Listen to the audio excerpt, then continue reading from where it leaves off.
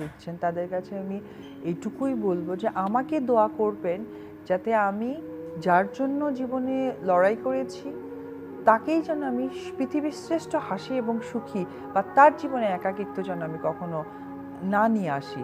আজকে তার খুশি, আমার একাকিত্ব। সাকিবের একাকিত্ব কাটাতে গিয়ে আজকে অপু বিশ্বাস নিজেই একাকিত্বের মাঝে পড়ে গেছেন। প্রিয় মানুষকে হাসি খুশি রাখতে গিয়ে নিজের সবটাই বিসর্জন দিয়েছেন তিনি। বুবলির পেটে দ্বিতীয় বাচ্চার গুঞ্জনের পরেই এমন কিছু আক্ষেপ প্রকাশ করেছেন অপু বিশ্বাস। তবে কি সাকিবকে ফিরে পাওয়ার সকল সুযোগ হারিয়ে ফেলেছেন তিনি? আর নয়তো সাকিবকে টার্গেট করে এসব মন্তব্য করার উদ্দেশ্য আসলে কি? অপু বিশ্বাস বলেন, সংসার মানে ব্যক্তিগত জীবন।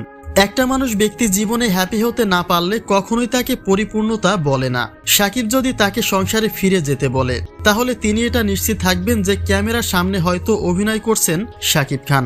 সাকিব খান যে কথাটা এসে বলবে যে আমি সব ভুলে গেছি, সংসার করতে যদি ফেরত আসো, আমার মনে হয় এটার পেছনে নিশ্চয় কোনো ক্যামেরা থাকবে, ডিরেক্টর থাকবে, কারণ লাস্টে কাট বলবে।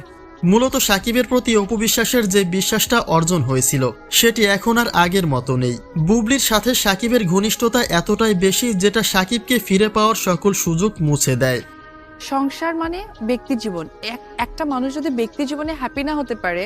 বিগত 2 সপ্তাহ আগে বুবলির প্রেগন্যান্সির একটা গুঞ্জন উঠেছিল, যদিও সেটিকে ভিত্তিহীন বলে মন্তব্য করেছেন বুবলি। কিন্তু তার মাঝেই নতুন করে আলোচনায় আসে অপু বিশ্বাসের এই মন্তব্য, যেখানে তিনি বলেন ব্যক্তি জীবনে লড়াই করে যাচ্ছেন তিনি, তাই যার জন্য লড়াই করছেন তাকে যেন সারা জীবন হাসি খুশি রাখতে পারেন, কখনোই তাকে যেন একাকিত্ব ছুঁতে না পারে। মূলত অপু বিশ্বাসের এই কথাগুলি আব্রাহাম খান জয়কে উদ্দেশ্য করে বলেছিলেন তিনি। কিন্তু কিছু অসাধু ব্যক্তিরা সাকিব বুবলি ইস্যুতে জুড়ে দিয়ে ভিন্ন আলোচনা তৈরি করছে।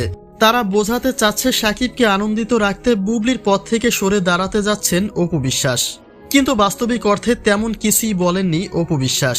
বুবলি ইস্যুতে এবার মুখও খোলেননি তিনি।